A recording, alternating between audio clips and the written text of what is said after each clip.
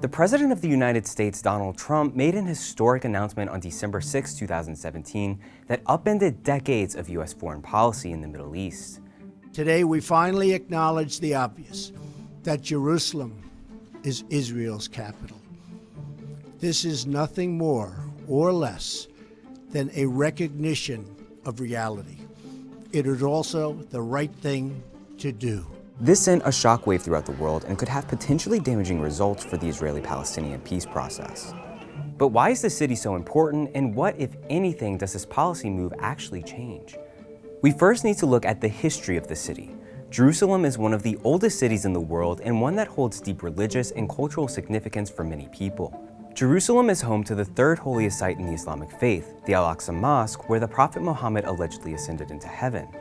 In Judaism, it's home to the religion's holiest site where the Holy Temple once stood and the Western Wall still stands. And in Christianity, the city is where Jesus was crucified and allegedly resurrected. All of these sites are in a very small portion of Jerusalem called the Old City. The city has been conquered, destroyed, and rebuilt time after time throughout history, and is at the center of the decades-long Palestinian-Israeli conflict. After the 1948 Arab-Israeli War, an armistice was signed that divided the city in half. Israel controlled the west and Jordan controlled the east. But in 1967, during the Six-Day War, Israel seized control of East Jerusalem and still occupies that territory.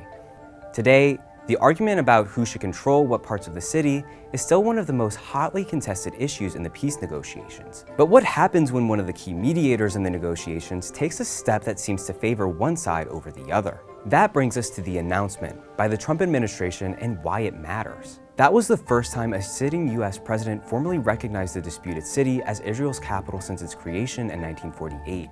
Jerusalem has always served as Israel's de facto capital, but because of the city's disputed status, many nations don't recognize it as such, and have deferred to have their embassies located in Tel Aviv instead. Trump also said that would change, and the US would eventually move its embassy from Tel Aviv to Jerusalem. It is important to note, however, that he didn't call Jerusalem Israel's undivided capital. Despite this, and even saying in his speech that the US is still interested in a peace deal that would be good for both Israelis and Palestinians, he said little to ease the concerns of Palestinians over the future of East Jerusalem, where they want their capital to be. But why is it such a big deal if the US takes a side in the first place? It's because for decades the United States has been one of the chief mediators in the peace process, and by making this move, it essentially delegitimizes the US's role as an impartial arbiter in the conflict. And that's probably why the reaction to his speech has been so intense around the world. Protests sprung up around the Arab and Muslim world as regional leaders warned that the move could have devastating consequences. Jordan's King Abdullah, a key US ally in the region, said he even warned Trump before making his speech that it could incite violence, threaten peace, and have dangerous repercussions for stability throughout the entire Middle East. He's not the only one to voice his opposition. A bloc of 57 nations with large Muslim populations came together to condemn the move, as well as European leaders like French President Emmanuel Macron.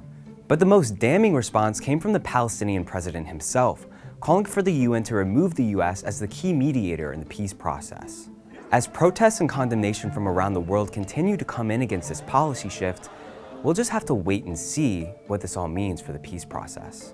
President Trump's announcement isn't the only thing that could set back the peace process. Palestinians have struggled to unify themselves for years. But what could a unified Palestine mean for peace? Find out in this video to the right. Thanks for checking out Now This World, and as always, don't forget to like and subscribe for more episodes every week.